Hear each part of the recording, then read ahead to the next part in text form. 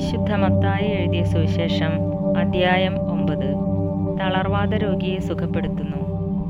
യേശു തോണിയിൽ കയറി കടൽ കടന്ന് സ്വന്തം പട്ടണത്തിലെത്തി. അവർ ഒരു തളർവാത രോഗിയെ ശയ്യയോടെ അവൻ്റെ അടുക്കൽ കൊണ്ടുവന്നു.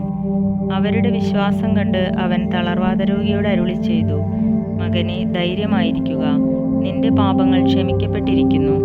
അപ്പോൾ നിയമജ്ഞരിൽ ചിലർ പരസ്പരം പറഞ്ഞു, ഇവൻ ദൈവദൂഷണം പറയുന്നു. അവരുടെ വിചാരങ്ങൾ ഗ്രഹിച്ച യേശു ചോദിച്ചു, നിങ്ങൾ ഹൃദയത്തിൽ തിന്മ വിചാരിക്കുന്നതെന്ത്? ഏതാണ് എളുപ്പം, നിന്റെ പാപങ്ങൾ ക്ഷമിക്കപ്പെട്ടിരിക്കുന്നു എന്ന് പറയുന്നതോ എഴുന്നേറ്റ് നടക്കുക എന്ന് പറയുന്നതോ?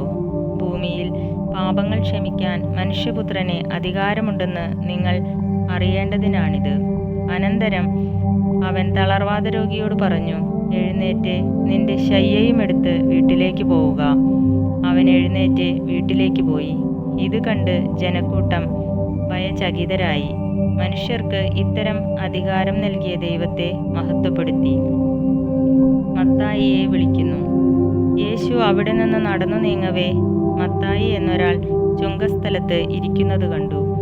യേശു അവനോട് പറഞ്ഞു, എന്നെ അനുഗമിക്കുക. അവൻ എഴുന്നേറ്റ് യേശുവിനെ അനുഗമിച്ചു.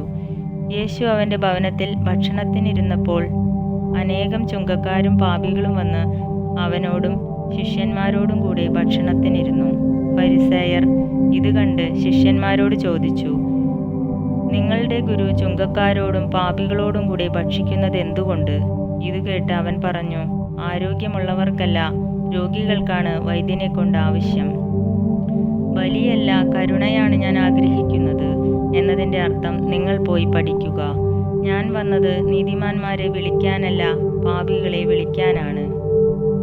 ഉപവാസത്തെക്കുറിച്ച് തർക്കം. യോഹന്നാന്റെ ശിഷ്യന്മാർ യേശുവിൻ്റെ അടുത്ത് വന്ന് ചോദിച്ചു, ഞങ്ങളും ഫരിസേയരും ഉപവസിക്കുകയും നിന്റെ ശിഷ്യന്മാർ ഉപവസിക്കാതിരിക്കുകയും ചെയ്യുന്നത് എന്തുകൊണ്ട്? അവൻ അവരോട് പറഞ്ഞു, മണവാളൻ കൂടെയുള്ളപ്പോൾ മണവറത്തോടർക്ക് ദുഃഖം ആചരിക്കാനാവുമോ? മണവാളൻ അവരിൽ നിന്ന് അകറ്റപ്പെടുന്ന ദിവസങ്ങൾ വരും, അപ്പോൾ അവർ ഉപവസിക്കും. ആരും പഴയ വസ്ത്രത്തിൽ പുതിയ തുണിക്കഷ്ണം തുന്നിപ്പിടിപ്പിക്കാറില്ല. അങ്ങനെ ചെയ്താൽ തയ്ച്ചു ചേർത്ത തുണിക്കഷ്ണം വസ്ത്രത്തിൽ നിന്ന് കീറിപ്പോരുകയും കീറൽ വലുതാവുകയും ചെയ്യും. ആരും പുതിയ വീഞ്ഞ് പഴയ തോൽക്കുടങ്ങളിൽ ഒഴിച്ചു വയ്ക്കാറില്ല.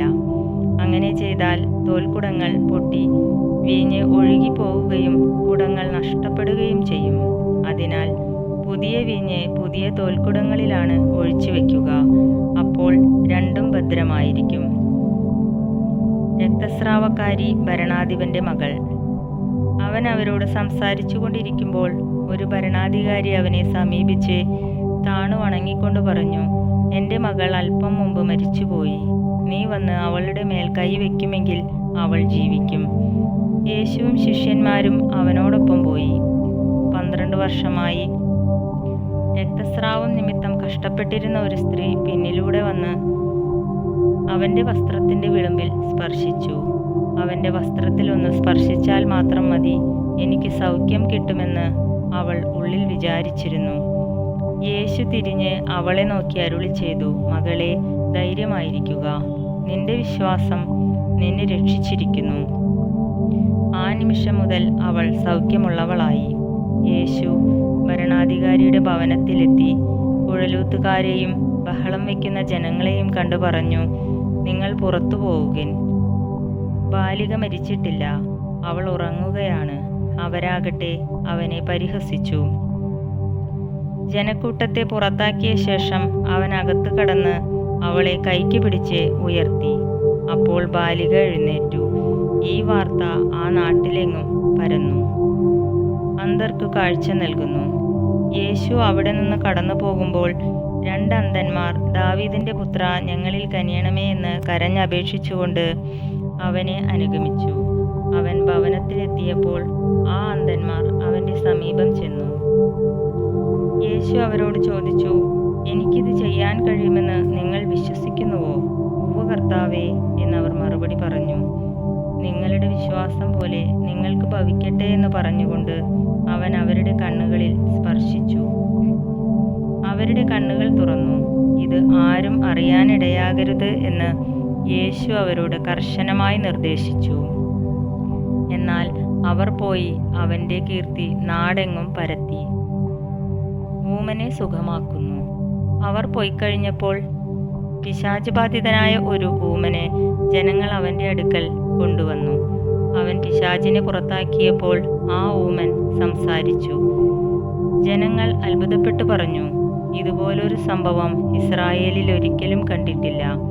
എന്നാൽ ഫരിസേയർ പറഞ്ഞു, അവൻ പിശാചുക്കളുടെ തലവനെ കൊണ്ടാണ് പിശാചുക്കളെ ബഹിഷ്കരിക്കുന്നത്.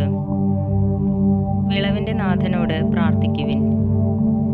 യേശു അവരുടെ സിനഗോഗുകളിൽ പഠിപ്പിച്ചും രാജ്യത്തിൻ്റെ സുവിശേഷം പ്രസംഗിച്ചും എല്ലാ രോഗങ്ങളും വ്യാധികളും സുഖപ്പെടുത്തിയും എല്ലാ നഗരങ്ങളിലും ഗ്രാമങ്ങളിലും ചുറ്റി സഞ്ചരിച്ചു. ജനക്കൂട്ടങ്ങളെ കണ്ടപ്പോൾ യേശുവിന് അവരുടെ മേൽ അനുകമ്പ തോന്നി.